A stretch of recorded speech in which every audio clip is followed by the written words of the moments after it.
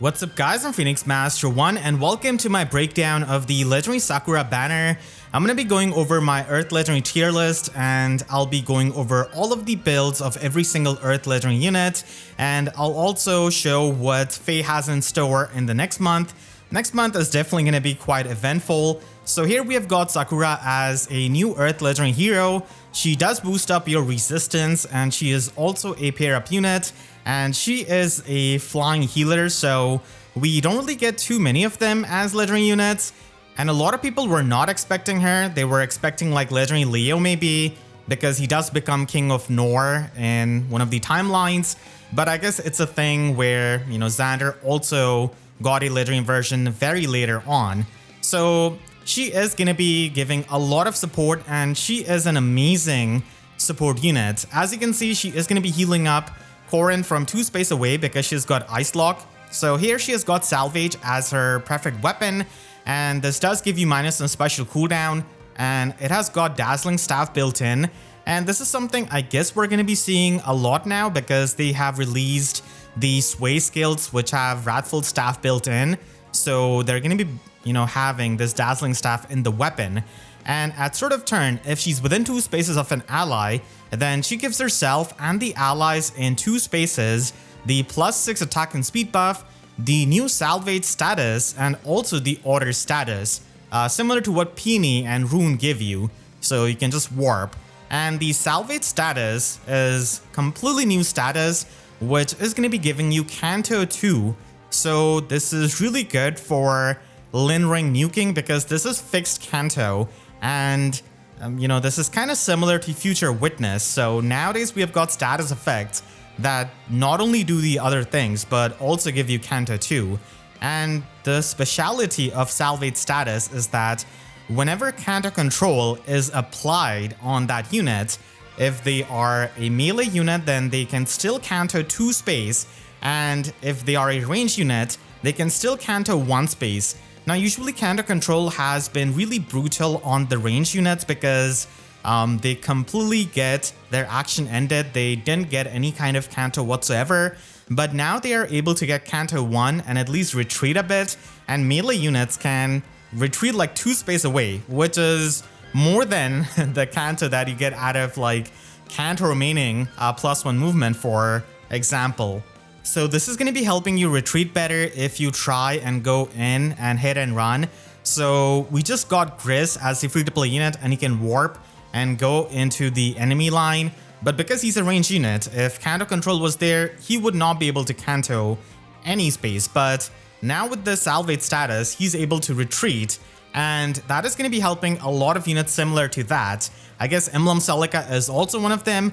But I guess you could argue that it is not as much needed nowadays because with the Lin Ring, a lot of range units can nuke from very far away and not get affected by the Canto Control, like Rearm Layla, for example, and you know, any kind of Lookout Force type of unit.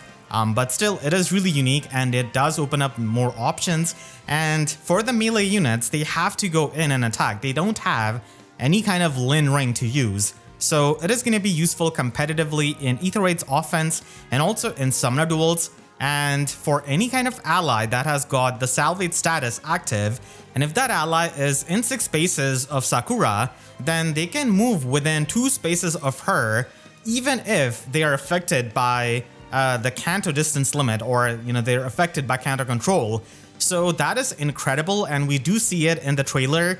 So it is kind of like Canto Recall of Thief Nina in a way, like you're able to retreat all the way, but it's a beacon type of effect because you warp towards Sakura. So beacon is usually described as the warping that you see on your Tana, on young Emran, and beacon playstyle has been a thing in FEH for years, where you just take damage from Fury skills and then enable Wings of Mercy of all of your allies, and then they just jump in. And it does require the ally to have the Salvage status, so if you get hit by Valentine Dimitri and he erases your Salvage status, then you're not going to be able to retreat. Similarly, if you face Mythic Loki or Duo Thor and they use their Duo button, then you're not going to be having any kind of status effect. the stealing of status is a lot less common now because of the snakes and their dosage status. So unfortunately, Nergal is not really able to steal things, and if she initiates combat or if she's within 2 spaces of an ally, then she can get extra attack and speed in the combat depending on 20% of her visible speed plus 6. So this is going to be around 17 to 19, which is not bad for, doing damage and outspeeding. And she is pretty fast at base 47 speed and has got base 48 attack. So she can, safely attack because of the dazzling staff and then outspeed the opponent. And she also gets true damage based on 15% of foe's attack. So this does help against the insanely tanky, monstrous units that hit really hard. So you scale off the true damage based on their attack. And I guess you don't really have to debuff their attack by too much, because then you're going to be reducing your own true damage. And you also have the full null follow-up, so she does not need any kind of help there. She is going to be doubling any kind of slow unit. And she also has the null guard built in, so this can enable her to trigger Holy Pressure and Glitter of Light easily to spread the gravity or the flash status on the enemy. And that is quite potent with the lingering nuking that we have got nowadays. The healers have got that niche over the other units because they're easily able to get the Dazzling Staff effect. And here Sakura also supports your other allies and helps you with the hit and run. So this weapon is extremely good, and this is just one part of the support that she's got. She also has Ice Lock, the best assist for any kind of healer if your name is not Edane, I guess. So this is the 2-space healing, and this can set up the Divine Vein Ice Terrain, which previously only Brave Female Robin was able to do. So this is incredible because this slows down the opponent and protects your team against the pure, insane movement of Emblem Sigurd, of Brave Chrom that copies Emblem Sigurd. And if you have Barricade, Higher Ground, Lower Ground, any kind of warp blocking, then you essentially stop any kind of ways of the enemy engaging you. So it is really powerful in combination with those skills, and obviously you're going to be running something like Duorea or Nidhogre on your team as a Far Savior, competitively if you're tanking.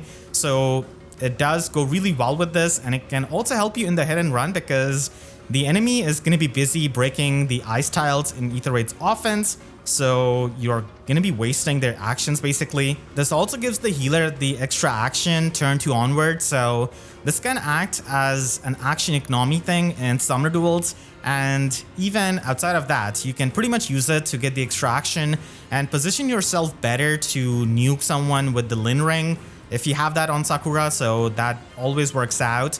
And because this inflicts the gravity status on your own healer, having the order status from her weapon is really good, so that even after getting gravity, she's able to move around, and you're likely going to be far away from the enemy to not be affected by the warp blocking most of the time. She's got Holy Pressure, but I do prefer Glitter of Light way more. I think that's the best healer special, because the flash status means that any kind of, units can pretty much go in and attack and not get killed by these Nidhoggers, Duoreyas and stuff, and, they have that safety. And with the retreating that Sakura provides, it's going to be really annoying. So Glitter of Light is something you should be running instead of Holy Pressure.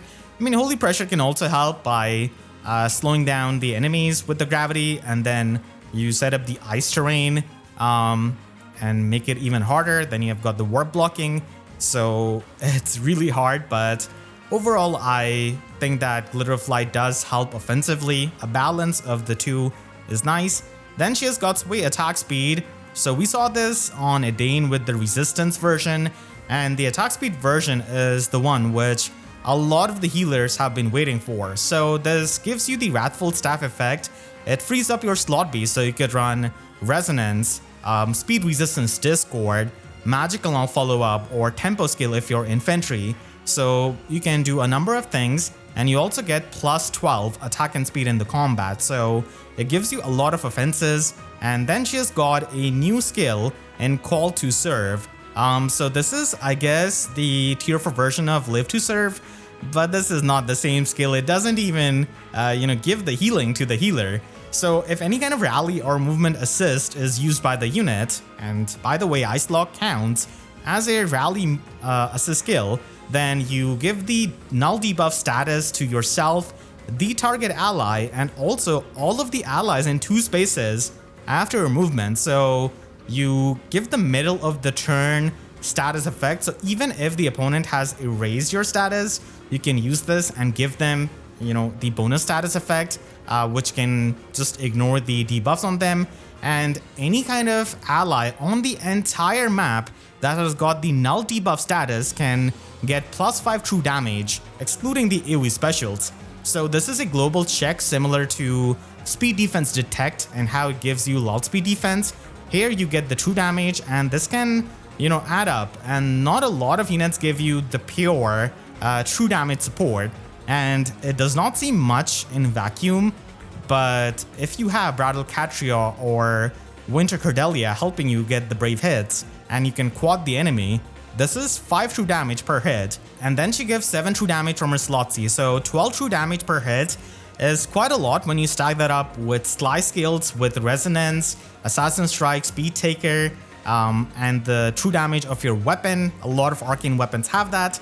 Even generic weapons like Devoted Cup Plus have a lot of true damage. So like I said, it does add up.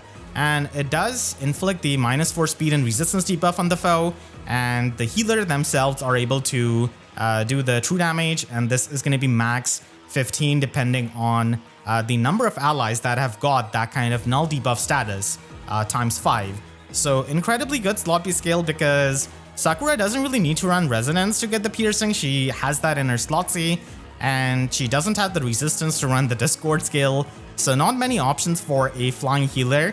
And then she's got Quiet Strength as her Slotsy skill. It is going to be checking for the salvage status on the entire map for the allies, and anywhere on the map, if the ally has got the salvage status, then they're able to get all of these supportive effects. And if they don't have the salvage status, then they gotta be within 2 spaces of Sakura. And she also gives this to herself, so she gives +5 to all of these stats, and this is only for the allies. She also gives out the +7 true damage, and this does stack up with her slot B, and just as I explained, this does help quite a lot in nuking. And she also gives you the 7 flat damage reduction on the enemy's first attack, similar to Seteth and Duorea and Ronin support, but she's a flying unit and she can also give you true damage.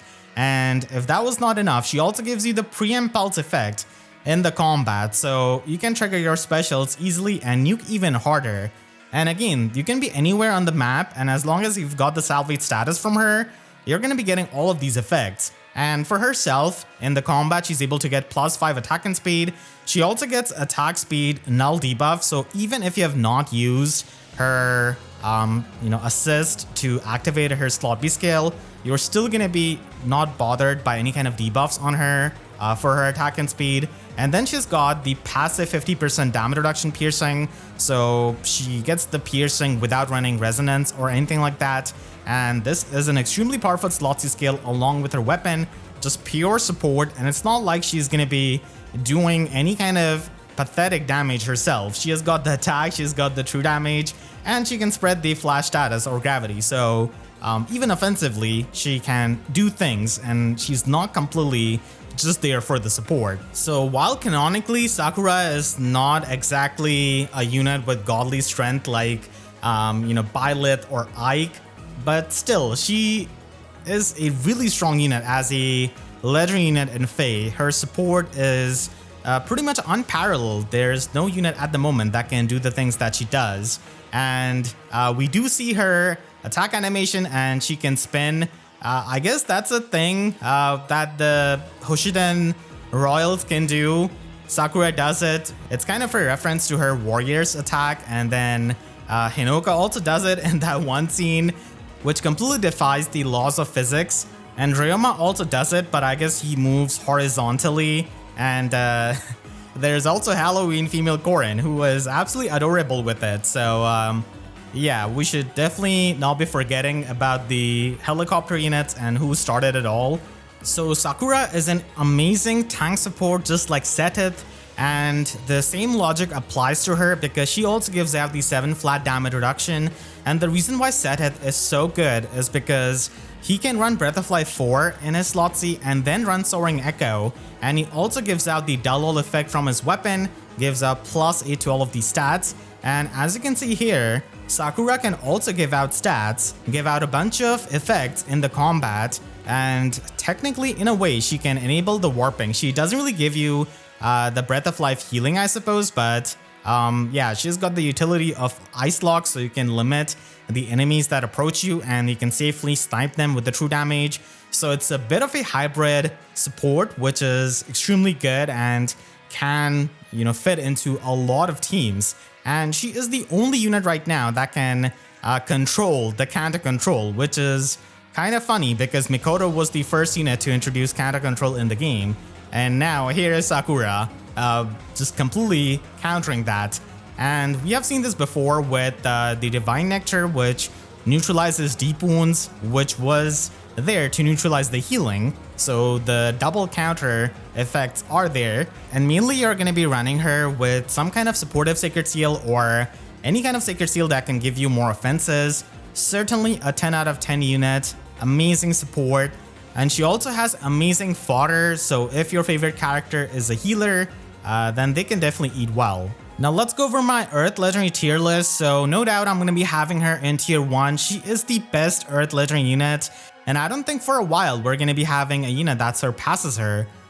Even if you're a casual player, her support is frankly ridiculous, and even in competitive game modes, it's extremely useful. So she also scores really high because usually in this time of February, we get the bump in the scoring of these legendary units. So previously we had legendary units score 205 BST, so they're going to be getting a 10 BST bump, I believe, to 215 BST, like the duo units that we have nowadays, like duo Winter Alear. And then we have got Legendary Faye in tier 2. So her Refine and Remix was absolutely amazing. She's got Life Unending too. She has got the Miracle. She has got the flat damage reduction, even the damage reflection. And she also provides the Bulwark and the Dull Ult support. And because of being a dragon, she has got access to a lot of good skills. So if you picked her up in the Holo forms, then you certainly won the Refine Gamble. And because she is a dragon, she can run the only 400 SP slot B skill in High Dragon Wall and a 300 SP Sacred Seal with Resistant Counter Dragon, and she can score pretty high. And for that kind of old unit that you can spark on the remix banners, she does provide really good scoring. And she can also provide you with the ward blocking, with Barricade being a thing now. And if you just want to cover her up with a Far Savior and Summoner duels, then she can also act as a frontliner. Of course, she is not some kind of immortal unit. She is still going to be susceptible to Rest Valkyrs and Valentine Edelgard, but compared to a lot of the tanks that we have got, she does a pretty fantastic job for a unit that just got a remix and refine. And then we have got Legendary Male Alear in tier 2. So now we have got duo Winter Alear, and he's just much better. He can kill ridiculously easily, and both of these Alears do have the dual phase brave weapon, so that's always useful. But unfortunately, the legendary version does not have flat damage reduction in his weapon or any kind of true damage, so there is a limit to the ceiling of his. But still, the miracle effect of his slot A is always useful, and being a dragon, he has got access to Ed Scales now, so Spiked Wall is still pretty good for the Bulwark effect, and it also gives you Null Guard, but overall as a package, I do like Ed Scales from Rearm Nell. Ed Scales does give you the full Null follow-up, the true damage, and also the mini frozen effect, and also some debuffs, so it is not bad for a slot B, and it does a lot of things. But like I said, Spiked Wall is also an option. And then I've got Legendary Claude, so he also got a pretty nice Refine and Remix. Not to the degree of Legendary Faye, of course, but still now with the Lin Ring, he can easily snipe from a distance and spread the gravity with his Fallen Star, and he has got a good amount of flat damage reduction after his Refine and Remix, and he can also stack up a lot of true damage. So again, if you support him well with any kind of triangle attack or dual strike support, then he can live because of the flat damage reduction that he has got, and then he can quad attack because of his speed, and also be bulky with curve shot. He doesn't need Deadeye because he has got the piercing in his weapon, and hardly any kind of archer nowadays needs Deadeye. And he can also set up the haze terrain or the flame terrain depending on what you like. And being a flyer, he can also enable the warping of your other units, especially Marnie, who is an armor unit. So he's a sleeper good unit, and if it wasn't for Valentine Claude that just came out, he would be the best Claude in the game. And then we have got tier 3 with Legendary Male Robin, so he was quite ridiculous when he came out with the grand strategy stacking, but then it got countered with the ploy status, and now so many units have got the ploy skills and pulse of ploy. It's not all that hard to get, and for a lot of units it's going to be their ideal slotsy skill, so he does take a bit of a hit. He was unfortunately too good and they had to hard counter him, and there is a chance that he may appear on the Awakening Holoforms, but I am kind of like 70% sure that's not going to be the case because they didn't give us Legendary Alencia or Legendary Ninian, which are in the same time frame of Legendary Male Robin, or relatively. So I don't think they're going to be giving that recent of Legendary units, but I could be wrong.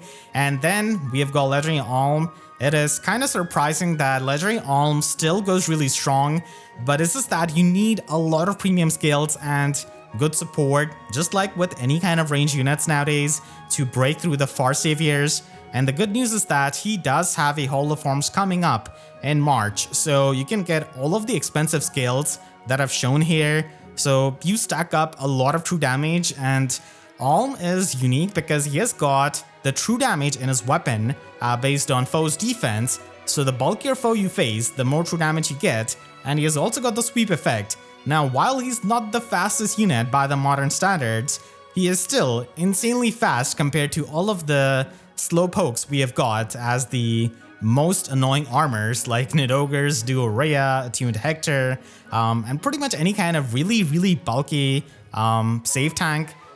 Only like Duo Fiorm is an exception where she's really fast, but she does lack the raw bulk, so you can just choose another unit who hits hard. And there's also the potent status effect of Legendary Ira, so you're able to get 5 hits if you stack up a lot of stats, and he doesn't really need any kind of miracle support from Ymir because he has got the sweep effect, so you do have a bit of flexibility when it comes to Lin Ring nuking. And Lin Ring just revives a lot of the old nukes because you can just stack up so many supportive effects by being near your allies and then sniping. And then we've got Legendary Nana, who should be getting a Refine and Remix in April of 2025. I think she has got a lot of potential because she disables the defensive specials with her weapon and completely nullifies any kind of pierceable damage reduction. So she doesn't really need to run any kind of no quarter. She also has a Desperation Slobby skill, which does have a bit of true damage, so it could become something really great. And even now, I think that she's gotten a bit better because of Desert Marissa giving you the Brave effect from far away, so you can just hit a lot harder. There's also Legendary Ira, but I guess right now Legendary Nana doesn't have the raw stats from her weapon to really make the full use out of it. And Fatal Smoke can also help you just bypass the non-special miracles, which are going to be common nowadays with Marnie, Duo Rhea. So if she gets a powerful weapon refine, I think she can easily go up to tier 1 like the chicken. And then in tier 4, unfortunately, I've got my boy, Legendary Seliph. So for the time when he got the Refine and Remix, it was extremely good. But unfortunately, after a couple of months, flat damage reduction and insane amounts of damage reduction piercing became a common thing. So even though he has got a really good Remix and Refine, and he has got Miracle in his weapon, he can only go so far as a Cavalier that doesn't have access to a lot of really good tanking skills. So his main skill is going to be Attack Defense Excel, and Breath of Life, and he also lacks Canto in his weapon, so if you want to move around with him, and if you don't have the support in something like Arena, then Sacred Ring is something you'll be needing on him. And again, in Arena, Fatal Smoke 4 is insanely good because in every single match, you're going to be facing Marnie at +10, and if you're unlucky, then maybe a +10 Duarea.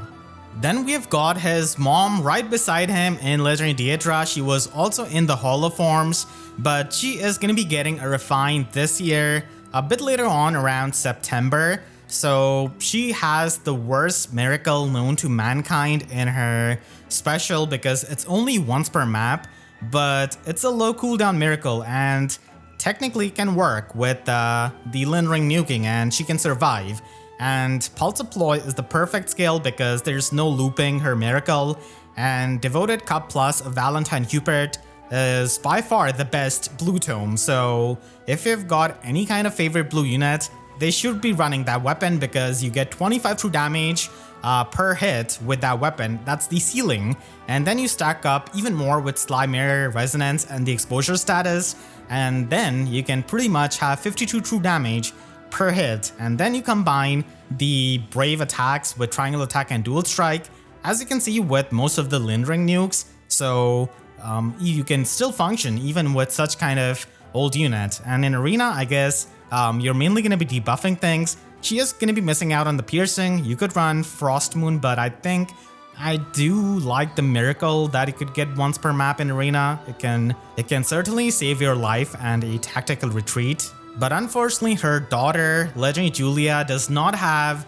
the potential anymore. She already got the Refine and Remix, and she can of course do the similar nuking with Devoted Cup Plus, but she doesn't have the Miracle special, so you'll be needing Remir if you do not kill things in your 2 brave hits, and that is going to be the case most of the time against a lot of the enemies, so you're going to be needing a ton of support. And Frost Moon is something that she needs for the piercing, no matter if you run her preferred skill or even if you want to run something else to get some kind of true damage.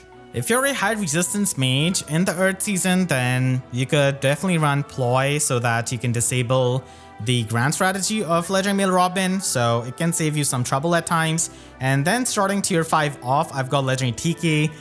So she is an extremely painful unit to use in Arena, but thankfully for her, now we have got the 3rd Arcane Breath that I'm definitely going to be making a video for, going over the best builds in tier list. But anyways, she has got that weapon that gives her plus 14 stats, and more importantly, it gives her the flat damage reduction, and that is extremely important to survive. So you have got the option of running Edge Scales or Shield Fighter for your survival, and she could give more utility with lower ground, higher ground, and Distant Counter Echo is also an option, and you don't have to waste your Sacred Seal or Slotty for that. And in Arena, because she's a dragon, she can run High Dragon Wall for the scoring as well as Distant Counter Dragon Sacred Seal. And the reason why I'm running an arcane weapon in Arena is because if you run her preferred weapon, of course it scores more, but it has got Distant Counter built in. So you're not going to be running the Distant Counter Dragon Sacred Seal, and if you do for scoring, then she is literally going to be dying to like unmerged units. So you need the weapon, you need some kind of combat to at least see the light of the day after completing Arena with the 5 wins. So that's why even if the arcane weapons don't score as much as the legendary weapons, you can still take a slight 2-point hit to your scoring, and you can suffer a bit less pain, but still nonetheless, because she is not going to be as easy of an armor unit to use like Marnie nowadays, but still, she does have options. And speaking of options, Legendary Female Grima also has them, but unfortunately, she doesn't have the stats of an armor like Tiki, so tanking is going to be a bit beyond her in the modern times, even if you stack up a lot of flat damage reduction. So I think the best way of using a Flying Dragon is in the mix phase. She does not have the pure player phasing tools like Extractions or Gale Force, but she can do a little bit of both and then support with Barricade and Soaring Echo. So being a Flying Dragon does have some merits, and you could also use her in Arena if you really want to, but she's going to be taking a dual skill. And I've applied the same logic as Tiki. She has got a distant counter weapon, but you're not going to be running it if you want to make your life easier, and you can take a bit of a score hit, run the Distant Counter Dragon Sacred Seal, and instead run the Arcane Weapon. Finally, at the end, I've got Legendary Ike. He is a free-to-play unit and a unit that won a Hero Rises many years back, but unlike the dragons before him, he doesn't have much of a utility or even a third Arcane Weapon that can give him a lot of stats. Double Sword Plus is your main stat stacking weapon, and he has got Boulder now that he could try and get the unpierceable damage reduction with, but still it is going to be taking a lot of support. And in Arena, it is going to be also requiring you a dual skill. And I've tried to cook up an anti-Marnie build of sorts if you use him in Arena as a bonus unit maybe. So you can basically try and stop the healing with Fatal Smoke 4 and her Miracle. And you also get the healing out of Campaign Blade Plus. And again, the same logic as TK and Grima. You've got a distant counter weapon. You're not going to be running distant counter melee Sacred Seal, so you can run the Sacred Seal instead and have a much better weapon that can improve your combat. Overall, this banner has got insane value in the colorless pool, with Sakura color sharing with Rearm Layla, who was genuinely one of the best units in the entire game because she can inflict the undefended status on the enemy, and then you get to freely lingering nuke any kind of unit and pick them off if they don't have Freyr for the cleansing. So you can take a look at my Ether Raids videos to see that in action. And Ectinier is of course a very strong melee nuke. Green is the next best color because of Hathrin and also having a rearmed unit in Lilina. Lilina is not that insane, but her fodder with Sly Mirror and her weapon is still useful. And Corrin also gives you High Dragon Wall for the scoring. And you don't really need many merges on Hathrin beyond +1, but her Stronghold skill is definitely useful on many of the builds. Then we have got red color with Aided Dagger and Marin. So Marin is still a pretty nice extraction unit, but of course not on the level of something like Brave Crom, for example. And Aided Dagger can give you the Pathfinder support, so that can help with the high mobility units like Emblem Sigurd.